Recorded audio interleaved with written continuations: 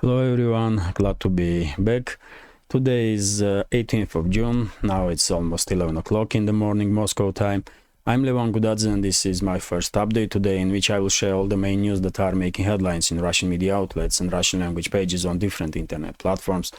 Second update will be a little bit late on my Patreon page, and because today is Sunday, I will upload informal talks in which I will summarize previous week, how it went for our channel.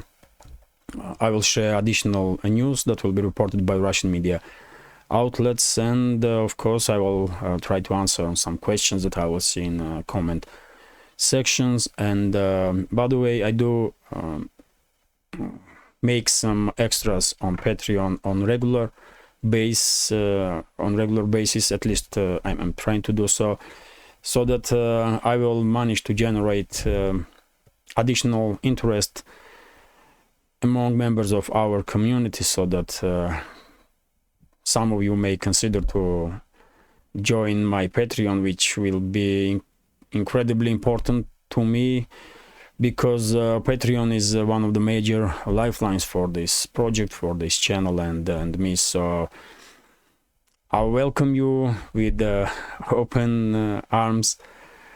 If you will consider to join my Patreon, you will see link under this video in the description box. That's been said, let's talk about news now, and of course I'm gonna start with Ukraine and special military operation. There are quite significant developments on the front line. We have statement from Russian Defense Ministry. Spokesperson of Russian group of forces Vostok, Oleg Chekhov, did made a statement according to which Ukrainian forces did try to conduct offensive operation in Zaporozhye front line in area of Livadne, and during this offensive, units, Ukrainian units that were conducting or participating in this operation lost up to 70% of their manpower. And during that battle, Ukrainian forces lost 2 tanks and 2 armored personal carriers. Also, Oleg Chekhov did spoke about situation in direction of Pitikhatki, and according to him, during Ukrainian offensive movements in that direction, they lost more than 10 tanks and armored personal carriers, and of course they had heavy casualties when it comes to manpower. By the way, Ukrainian side is reporting very different story, and according to this pro-Ukrainian map, for example, Ukrainian forces during the previous 24 hours, especially during the night fight and fights in this morning, managed to establish control over this Pitikhatki, this settlement here, and also over the settlement of Zherebyanki. Well, it's hard to deny or confirm any information, especially nowadays, because we are, I guess, entering stage of this confrontation when both sides are very active when it comes to disinformation, and it's hard to have a good understanding of real situation on the front line. But if we will take in account Ukrainian statement that they did establish control over the Pitikhatki and Zherebyanki, that's the western part of Zaporozhye front line on this land bridge between Crimea and mainland Russia, then this is after 2 weeks of heavy fighting. This will be first more or less significant success on their part on western side of front line, Zaporozhye front line, and they still did not manage to reach Russian first defense lines in this area. So let's wait and see. Maybe during the day Russian side will officially share some information about situation in Pitikhatki and Zherebyanki. But even if these settlements are under Ukrainian control, they did not even manage to, Ukrainian forces did not yet manage to even breach first line of defense, which is a little bit back here than these 2 settlements. Before this, only success, more or less significant success, that Ukrainian forces did have was on this so-called Vremensky ledge, in which Ukrainian forces did manage to establish control over the quite a few settlements. Novodonetsk here in the eastern part, also Makarovka, Благодатная, Староживое, Neskучное, and this settlement here, Novodarevka. And many of these settlements did change hands quite a few times during these previous 2 weeks. So some local scale fighting is constantly taking place in this area, and even this pro-Ukrainian map is putting this territory in the gray zone, because both sides do have operational control over this area, and both sides can reach any point with with their artillery. So this is when it comes to situation on Zaporozhye front line.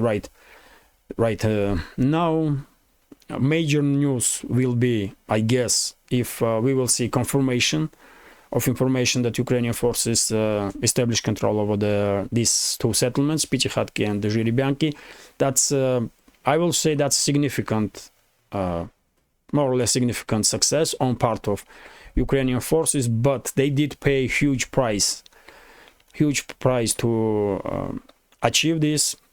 Yet again, if information will become confirmed, because yesterday afternoon many Russian Telegram channels did report that Ukrainian forces during their offensive operations were sending wave after wave infantry personnel, in many cases without any support from of tanks and armored personnel carriers, and the Russian side was neutralizing these units one after another.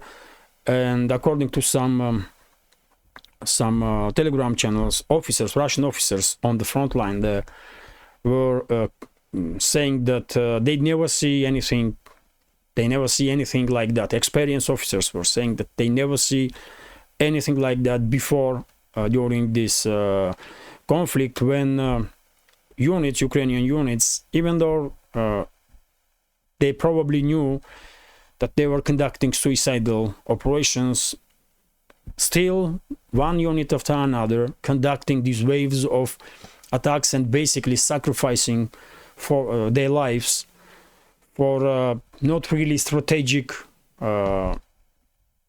achievements. And Russian officers did mention courage on part of Ukrainian soldiers, ordinary soldiers, when they were very critical towards Ukrainian officers that were giving such orders to Ukrainian soldiers. Some Telegram channels, Russian language Telegram channels, did report that during these clashes, Ukrainian side lost 400 to 450 soldiers, KIA, killed in action, and up to 900 soldiers wounded, which is almost two battalions. So that's quite significant losses on part of Ukraine. And if they are willing to sacrifice so many lives for so little achievement on the front, then I don't know. This is a war crime, truly war crime, and Ukrainian soldiers. I hope Ukrainian soldiers will refuse to conduct, to obey orders and to sacrifice their lives in this manner, because it don't really makes any sense, really. But yet again, during the day we will probably learn some more information about situation on Orekhovo direction. And of course, I will share additional news on my Telegram channel and on my Patreon during the second update in informal talks. And by the way, just a few minutes ago, I did share on my Telegram this video footage in which you can clearly see destroyed Ukrainian armored carrier there, Max Pro. It looks like US-made Max Pro, and Ukrainian unit that was conducting offensive movement in this area was destroyed, and some of Ukrainian soldiers were lucky, and they did lay down arms and surrender That's probably best decision of their lives, because they will have one. So that's when it comes to Zaporozhye frontline. Let me give you a quick summary of overall situation on the front. So Kherson direction is artillery duels between the sides. There was no reports about any attempts from Ukrainian side to cross Dnieper River, at least during the previous night. But in upcoming days and weeks, I'm quite sure we will see activization of Ukrainian forces in Kherson region. Zaporozhye frontline, as I said, main zones of activity are Orekhovo direction, especially this area of these settlements, Pitikhatki and Zherebyanki, and of course this bridgehead between Ugledar and Gulyai-Polye, where sides constantly are fighting for to improve their positions, but we did not see for quite a while now, at least for a few days, any attempts from Ukrainian side to conduct more or less large-scale offensive, large-scale when it comes to this sector of the front. So in my reading of this situation, it's operational pause, really, even though there are some local scale skirmishes between the sides. Overall, because we are not seeing movements of these huge armored columns and huge masses of manpower, I guess this is operational pause, which will probably still this way at least for a week or maybe even longer than that, because Zelensky's regime definitely have something to think about, because after 2 weeks of heavy fighting, all they managed to achieve is establishing control over the few settlements in the gray zone on a contact line, and they did not even reach first line of defense of Russian armed forces. So Zelensky and his generals definitely have something to think about. Maybe they will, ask their Western masters to call off this entire counteroffensive, not straight away, but just minimize activities on the front line to save last strategic reserves that they have. And in my understanding, Ukrainian armed forces still have about 10 to 15 more or less battle-ready brigades, a majority of which are located in Zaporozhye and Kryvyi Rog and the Dnipropetrovsk areas, also in Kherson region on the right bank. But even if Ukrainian side will ask their Western masters to, even if Zelensky and his generals will ask their Western masters to call off this counteroffensive, I don't think Washington and London will allow them to do so, because my take on entire situation on Ukraine. I think Western elites are now trying to neutralize Ukrainian armed forces with Russian hands. That's why they were pushing Ukrainian side to conduct this counteroffensive for such a long time, especially in direction of this land bridge between Crimea and mainland Russia, where Russian defense lines are most significant. Because, of course, Western generals did know perfectly well that Russian side will decimate these last strategic reserves of Ukrainian forces, and after that Ukrainian army will cease to exist step by step. But it will not take too long when time will come when Ukrainian armed forces just will cease to exist as a more or less capable entity, and very same will after that happen to Zelensky's regime, which will allow NATO member states that are neighboring Ukraine from the west to establish control over the western regions of Ukraine without fierce resistance from Ukrainian forces.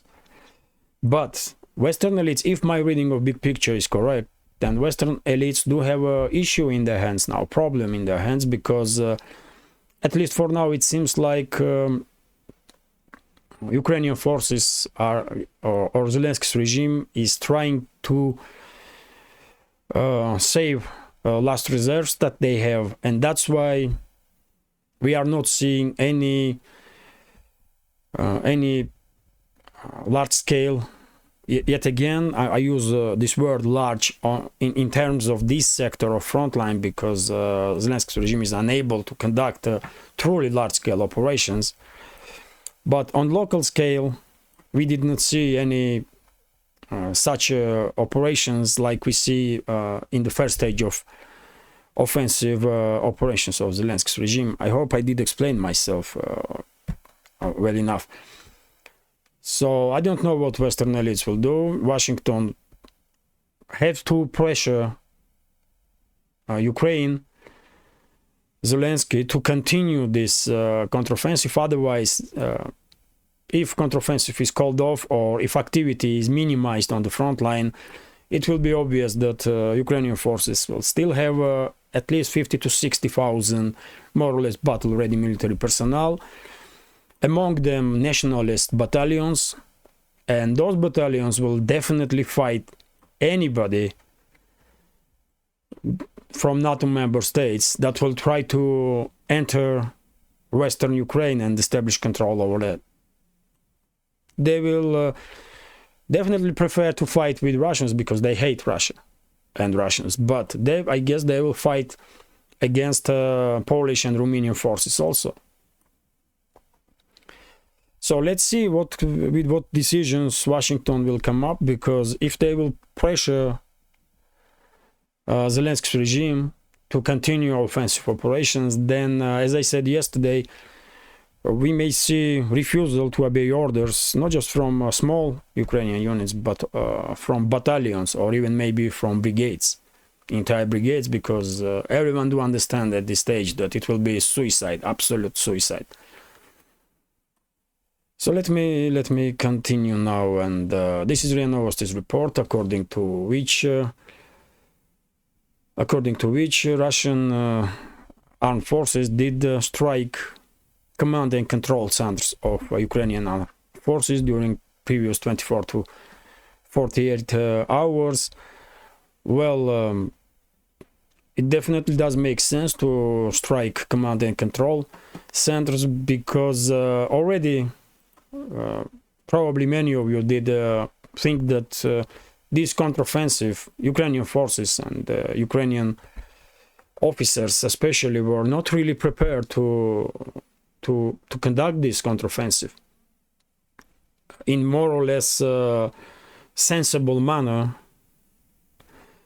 And if Russian side is conducting strikes on command and control centers of Ukrainian armed forces, then Ukrainian army will have even less officers that are educated properly in military matters. So in that case, acting on behalf of Ukrainian army will become even more chaotic than it is now. So it does definitely make sense from Russian point of view to strike these command and control centers. And by the way, as I said, I think Washington is and London are in difficult situation. If they manage to pressure Zelensky and his generals to continue this counteroffensive, yes, we will probably see some serious activization of Ukrainian forces on the front line. But if not, then I guess Kiev will try to save their last reserves and call off basically this so-called counteroffensive. And in that case, this operational pause will be prolonged probably until Russian side will conduct large-scale counteroffensive. So let me continue now, and this is also RIA Novosti's report, according to which some Ukrainian prisoners of war did share information with Russian side that they were seeing US and Polish officers on the front line, and these US and Polish officers were basically commanding operations, and These Ukrainian POWs were also saying that they were forced to learn chevrons of NATO member states to recognize they are speaking to whom, officer or whoever, and that's quite interesting information, because if Ukrainian soldiers are now forced to learn chevrons of NATO member states, then I guess this has been done in preparation of how should I put it? This may be done to make sure that Ukrainian forces are ready to deal with the situation in the western part of Ukraine if NATO member states will enter that area. Otherwise, during the battles, man, who cares about, and why should Ukrainian soldiers care about chevrons of NATO? Chevrons of NATO military personnel. I mean, it don't really makes any sense. Ukraine is not fighting NATO now, isn't it? But they may, because I'm quite sure once Poland and Romania will enter this conflict, and Hungary, once they will try to establish control over the western regions of Ukraine, at least nationalist battalions that are playing now a role of detachment, stopping detachment units, at least those battalions will definitely fight against those NATO member states. And quite possible this is the reason why they are learning now chevrons of NATO armies. Let me continue now. This is TASS news agency's report, according to which during the previous 24 hours Ukrainian side did shell Belgorod region quite intensively, and 120 shells did hit different areas of this region of Russian Federation. But still, I mean, of course 120 shells, it's a lot, but it's significant decrease in comparison to what was happening, let's say, 2 weeks ago, when Belgorod region was shelled almost constantly, and during that time more than 500 shells were hitting different settlements of region. So as I said quite a few times before, intensity of fighting in this bridgehead between Kharkov region of Ukraine and Belgorod region, intensity of fighting has decreased quite significantly, which may has something to do with the overall decrease of shelling of Belgorod region from Ukrainian side. But as you can see, they are still, Ukrainian forces still trying to hit Russian territory, and they are using any opportunity they have. Let me continue now, and this is RIA Novosti's report, according to which heads of 6 African states did visit St. Petersburg yesterday and had a meeting with President of Russian Federation Vladimir Putin. These leaders are with peace, with huge delegations, and they are basically working on a peace plan. They did visit Ukraine, and they also visit Russia, and they did had talks with Putin. By the way, when it comes to very same delegation, African peace delegation, let's say it this way, yesterday I did learn from Alex Christoforou, host of the Duran show. You're all familiar with him, of course, and his great work. And I learned from update of Alex Christoforou that Poland did something extremely crazy when South African delegation arrived in Poland to travel to Ukraine from there, and it seems like only few people was allowed to to be with the president of South Africa during this visit, and up to 120 people from South African delegations was locked up in the plane, including journalists and diplomats. And I don't know, man. I don't know what the hell is going on in heads of Polish elites, but this is a major diplomatic setback, I guess, for Poland, because civilized state should never act like that. I mean, it's crazy. It's crazy, though. And by the way, I think Poland was acting in this extremely unprofessional way to sabotage this peace, this delegation, African delegation for peace. And I can understand, I can see reasoning behind Polish activity, because let's say, for sake of argument, that this delegation, for example, did achieve success, and Moscow, and with support of other major players like China, Brazil, and India, they did manage to achieve success, and Moscow and Kiev did agree on ceasefire and to conduct some peaceful negotiations. Poland, in that case, will lose a chance to establish control over the western regions of Ukraine. And I don't think Warsaw wants that.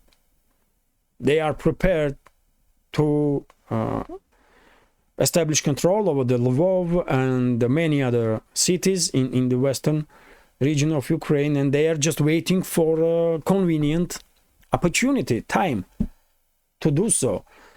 And just imagine if somehow Moscow and Kiev did achieve some agreement, which is of course unlikely, but let's say it for sake of argument. What Warsaw were gonna do in that case? They will lose, let's say, historic chance to establish control or re-establish control over the Lvov and these western regions of Ukraine that was part of Poland before Second World War. So that's why I guess Poland is acting in these extreme ways, and that's why they are trying to sabotage any peace talks when it comes to conflict in Ukraine. That's my reading of this situation anyway. And by the way, when it comes to a visit of African peace delegation, Putin did had a meeting with them, and during these meetings Putin did show African leaders draft of the peace treaty between Russia and Ukraine from April of 2022, when there was negotiations in Turkey. And according to that draft, Ukraine will stay neutral state. It was Ukraine will maintain army, maybe not million military personnel army, but Ukraine will still have an army and still have a air force, all defensive capabilities. And the main point was that Ukraine will be by constitution declared as a neutral state, and many countries will be guarantors of Ukraine's neutrality and security. And both sides, it seems like both sides were ready to sign this treaty. And then, if you remember, Boris Johnson did visit Ukraine, did visit Kiev, had some talks with Zelensky, maybe some other so-called leaders of current regime there. And as a result, and then US become actively involved, and as a result, negotiations failed. Negotiations failed. But if you remember, Russian side withdrew its forces from Kiev region, Sumy region, Chernigov region, exactly at that time, as a gesture of a goodwill to make sure that this peace treaty will be signed by Kiev. But as I said, London and Washington get involved, and the Ukraine refused to continue peace talks. And Putin, during meetings with the African leaders, did mention this, exactly this fact. And he said, I mean, even if Zelensky's regime will sign anything or agree on anything, how can Moscow trust anyone from current regime in Kiev? And that's a legit question, isn't it? Can Moscow trust anyone in current Ukrainian government? Of course not. It's just, you know, too obvious. But yet again, Russian side was very pleased and very thankful for African nations and leaders for peace initiative and for their time and attempt to do something good. But yet again, unfortunately, you know my take on this conflict, how it will end. And I guess at least before Washington and London are not willing to talk about peace, there will be no peace in Ukraine. It's just technically impossible. It's just technically impossible. But of course, all we can is applaud to any initiatives from any countries that will push this narrative of peace. So let me continue now, and oh, that's quite interesting, by the way. RIA Novosti is reporting that Kiev will ask Western states $400 billion to create energo hub in Ukraine for 2050. I mean, this, when I see this information, I was almost, I mean, laughing, because this information clearly highlights how out of touch with reality these so-called Ukrainian elites really are. Because after this conflict will end, I'm quite sure there will be no Ukraine as a state left. Or if there will be something left as a kind of state under the name of Ukraine, only Kiev and surrounding regions, which is also unlikely. I guess after conflict will end, Ukraine will be divided between Russia, Hungary, Poland, Romania and Slovakia. But in these conditions right now, how can anyone in Ukraine, in straight mind, in good mind, seek 400 billion or ask for 400 billion? And presentation was done in London, by the way, of this so-called project. So how can anyone ask for 400 billion, man? But they do because of this constant Western support. Maybe the Ukrainian so-called leaders are thinking now that they mean something, you know, but they not. They have been used and will be used by Western elites at, you know, before they will achieve all their goals. And once they will do so, Western elites, they will never even remember all these Ukrainian so-called leaders and opinion makers. So yet again, I mean, you tell me how adequate Ukrainian government is if they are thinking that anybody will give them 400 billion for some crazy project to become energo hub, man. It's unbelievable. Let me continue now. And Peskov, press spokesman of Russian president, did spoke about grain deal, and he said that de facto there is not really a big chance that the grain deal will be prolonged. Of course, I did spoke about this topic also quite a few times, and after that pipeline, ammonium pipeline, Tolyatti-Odessa was destroyed, Moscow don't really had any reason to prolong this grain deal. And to be honest, recently, grain deal was prolonged, in my opinion, just to support indirectly current president of Turkey, Erdogan, because Turkey is heavily involved in this grain deal, and Turkey truly does benefits from grain deal because they are receiving grain and re-exporting flour, and that's a workplace for thousands and thousands of people, and that's additional income for Turkish economy and Turkish budget. But for Russia, this grain deal does not make any sense whatsoever. Now, 400%. So, let's see how it will go. But in months' time, we will definitely learn what will be Russian position, or what will Russia do. Because there were some talks that the deal won't be prolonged by Moscow, but it was. Let me continue now, and this is also quite interesting. US state debt reached $32 trillion, which is, just imagine, $32 trillion. Man. US owns to domestic or foreign investors $32 trillion. Man. This is unbelievable, but yet again, US is the biggest economy in this world, and they can afford this. They can afford this, and as long as dollar is a main reserve currency, or one of the main reserve currencies, US is fine. I mean, these numbers are quite shocking, of course, 32 trillion, just imagine, but US economy is also huge, and they can cope with this kind of debt.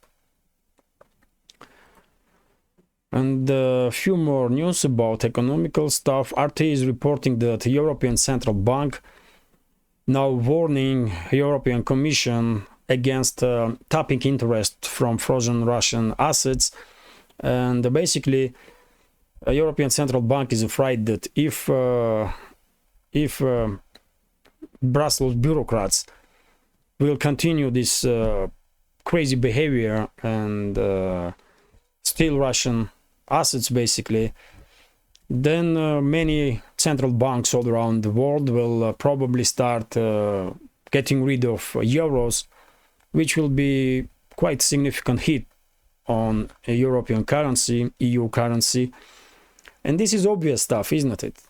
You don't have to be genius, for God's sake, to understand this, but yet again, Brussels bureaucrats, they are, they don't care about state of economy in European states. They don't care about citizens of EU member states. All they care about is about their own interests, their own prosperity, and the ideology that they are serving. Ideology that they are serving and pushing, or trying to push all around the world. That's it.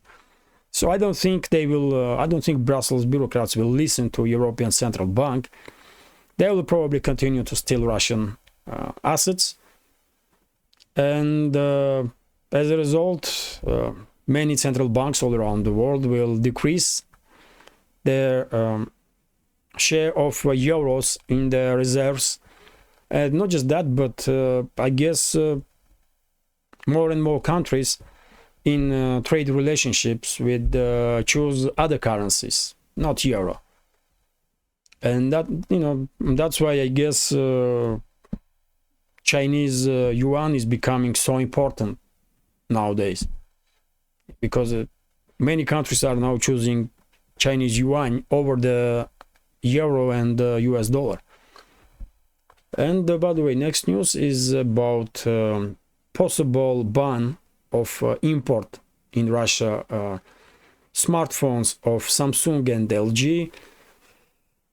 So basically, Russia, I guess, not happy with South Korea, and Russia may impose some sanctions to import some goods from leading Chinese companies, and that will be a significant hit on South Korean companies and the economy, because they do have a quite significant margin on Russian market, and they do make hundreds and hundreds of millions of dollars, if not billions.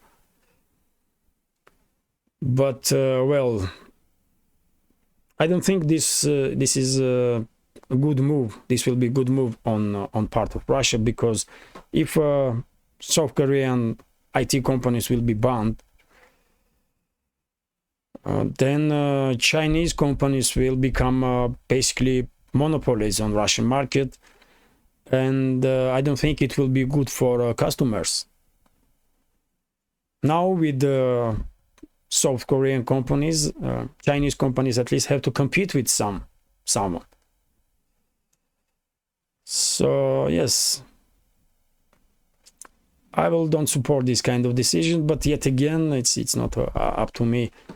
And I do understand that Moscow is not happy with South Korea, because they are acting like enemies to Russia. So probably there will be some repercussions for that. And this is going to be last news for today's first update.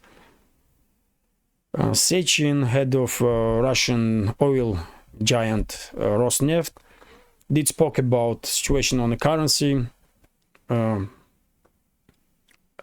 market, and he said that US is definitely losing its positions, and we are closing in to a time when other currencies, especially currencies that will have support from commodities and real goods, will play much more significant role. And Sechin did spoke about Chinese yuan, of course, and which is definitely supported by immense production, immense value of goods that are produced in China for entire world. And Sechin also spoke about Russian ruble, which definitely has support of commodities, oil, gas, coal, wood, you name it, just anything, metals and so on, gold, diamonds. But still I have no doubt that Chinese yuan will become a much stronger and much more important currency in the world. But when it comes to ruble, Russian ruble, I'm not so optimistic, because well, economies are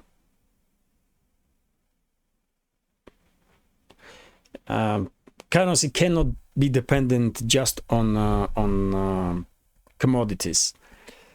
And Russian economy, unfortunately, even though it does quite great right now, especially if you take into account all those thousands and thousands of sanctions, but still Russian economy is nowhere close to Chinese economy or US economy when it comes to GDP, and it does means something.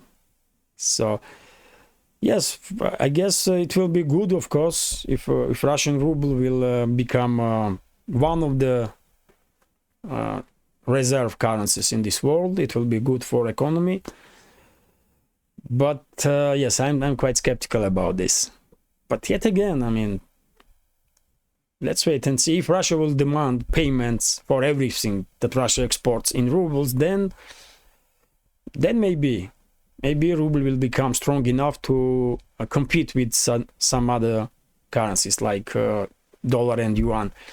At least theoretically, that may be a possibility, but now I don't see this is coming. So yes, this is it. This is it for now. This is it for now. Fact is that US is definitely losing its position. US dollar is losing its position. That's true. And there will be some other reserve currencies for sure. And Chinese yuan will be one of them, and maybe Russian ruble also. After all, Sechin is head of Russian oil giant. He is constantly in communications with the leading Russian economists, so probably he does know much more about current state of ruble than I do. So yes, this is it for now. This is it for now. I hope you will find this update interesting, and if so, please hit that like button, leave some commentary about any topic you like, and if you can, please share links to my videos or my channel with your friends on Facebook, Twitter, Telegram, or any other platform that you are active on. And if you think this channel is interesting and useful and deserves to exist, please consider to support with small donations through PayPal, buy me a coffee or by subscribing to my Patreon page. You will see links under this video in the description box. This is it for now. Have a great day, great weekend, and take care.